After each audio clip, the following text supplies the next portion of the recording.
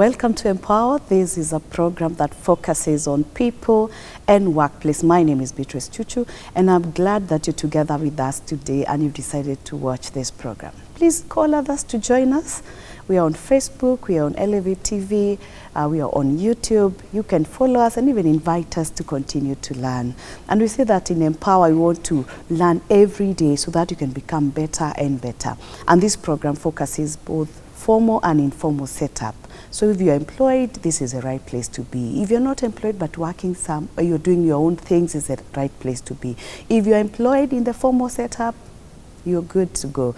If you're employed in an informal setup, and you are in the market there selling things, or you are somewhere, this is the right program for you. And we keep learning to become better every day.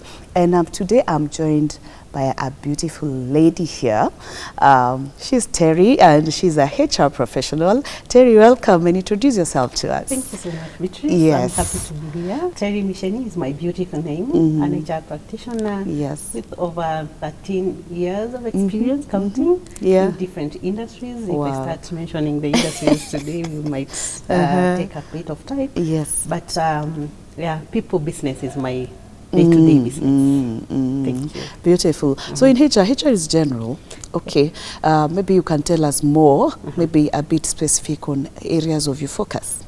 HR has evolved for quite some bit. There are those old days that HR was more of personnel management, and that is where the statement that is very common that HR are hiring and firing managers. Yes. But it has since evolved from that. Yes, during the days that it was people personnel management, that was the key role for HR practitioners. But you realize that today there are different names that are being given to HR professionals. We have happiness officers. You've had happiness officers. We have people and culture.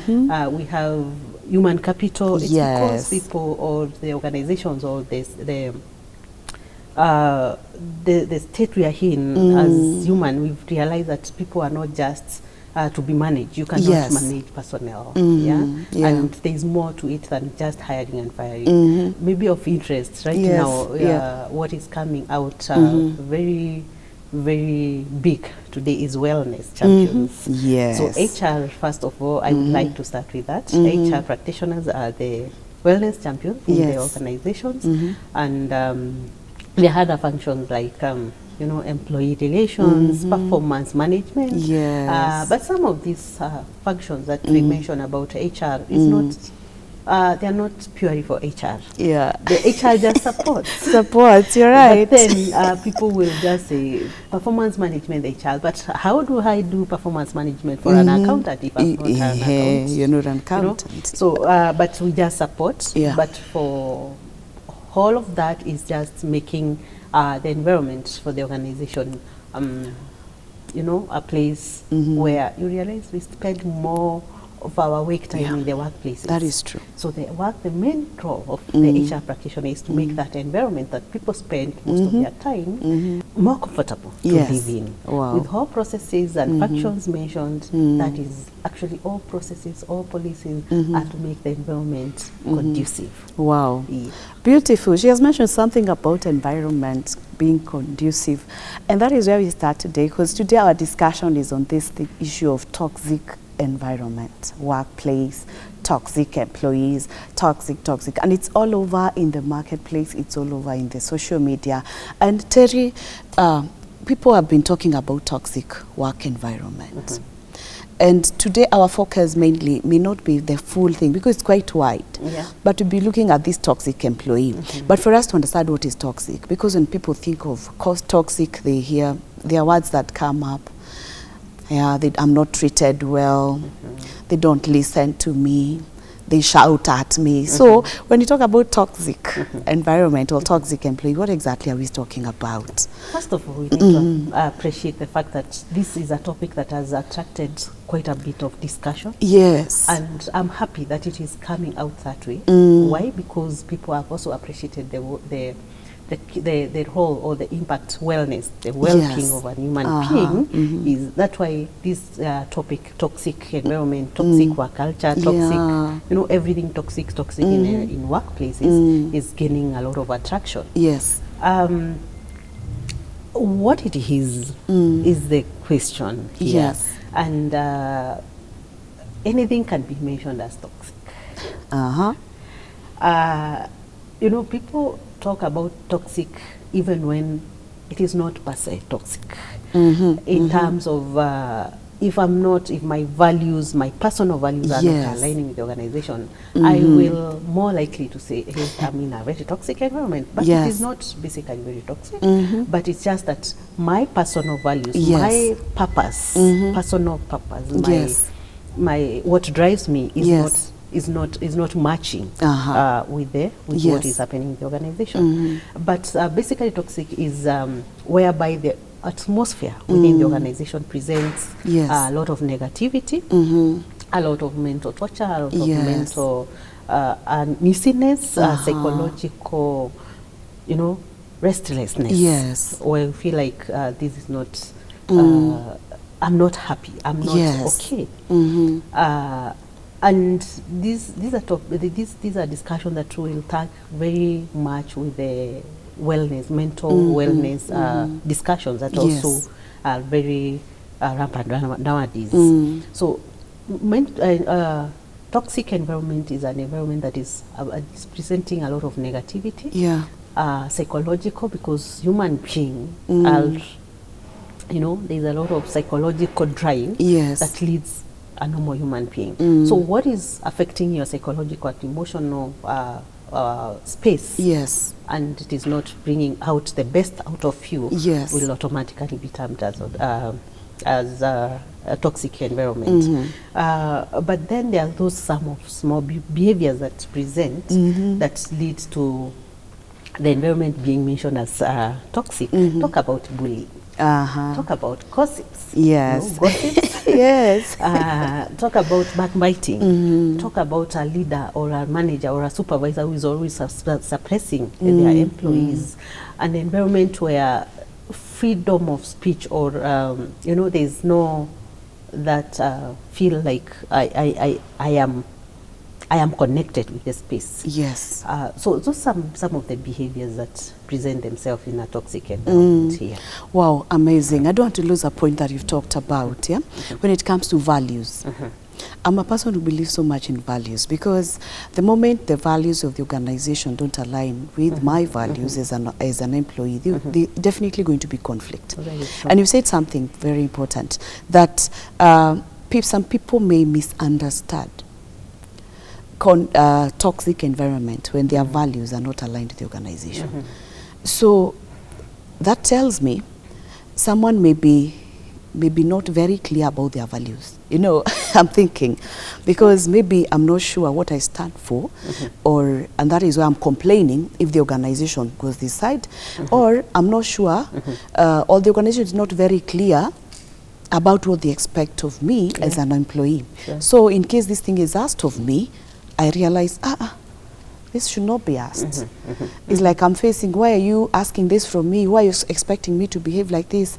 And if I knew, or if my values were aligning, I should not be having a problem. Very true. Very true. And also when you think about this toxic, and you'll talk about it, is now the environment becomes negative. And mostly becomes negative because of people.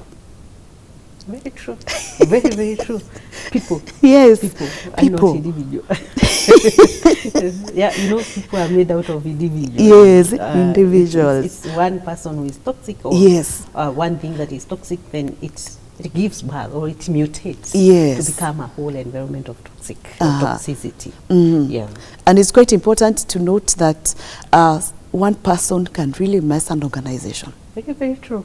Actually, that's why it starts. When we talk about environment, it's not just something that comes and drops in the organization. It's a behavior from one person that starts from an individual, mutates itself to two people. They form a clique, they form a group within the organization. Then eventually it becomes the organizational being, organizational behavior. Yeah, and there's something that you're just asking about the values. Yes.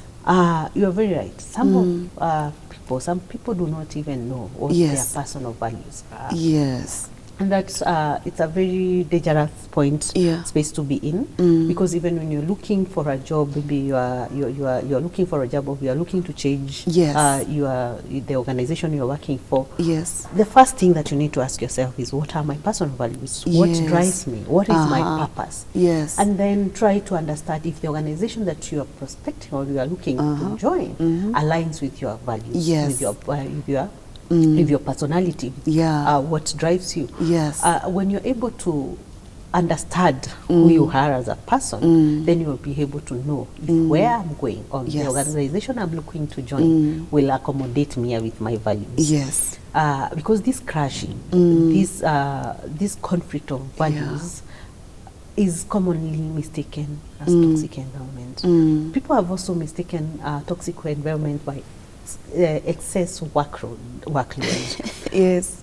We are not talking about unreasonable. You know, there's excess and unreasonable. Yeah, there's unreasonable. There's once in a while in any organization you find yourself, you are met by, you have to meet some deadlines. There's quite a bit of work that need to be done. And those small episodes might make someone conclude and step out to talking a lot of negativity, that it is a toxic environment. Yes, it is just an episode of that time. Yes. But then how do we treat employees during that season of excess workload? Can now turn the event, turn the coin the other way. It's not excess workload, but now how we treat, or how then employees are appreciated during this period, that there is that season of, the excess workload, or some uneasiness within the organization. Yes. It's not just excess workload, even where there change within the organization. How you treat the employees forms the discussion, if it is toxic or not. Well, amazing, because sometimes we may be thinking about when we have excess workload. Maybe there's audit taking place. There are some deadlines that come once in a while, and most of the time we know about them. We know this season. It's a peak season. Yeah, it's a peak season. Yeah, it's a peak season. And someone will just come up and complain, and if not taken care of, it can start spreading and showing the other people this is not really right. How comes they have to wait for this time, and then they come and tell us we cannot leave, we have to work late at night, even if they are giving us cabs, and it starts building slowly. It becomes a discussion. It becomes a discussion, and you're right when you say that how you handle them within that period. Whereby you require them to be there more time, extra time, maybe you have to come so early, leave late. How you handle people that time matters a lot.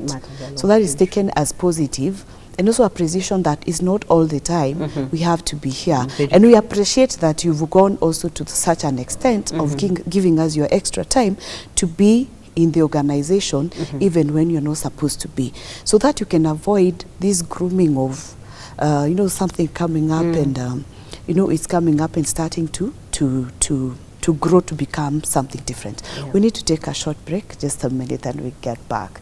I believe you're learning from us, and please, we want to have very conducive work environment, and that is why we have to learn about this toxic thing so that we can escape from it. My name is Beatrice Chuchu. Don't go far.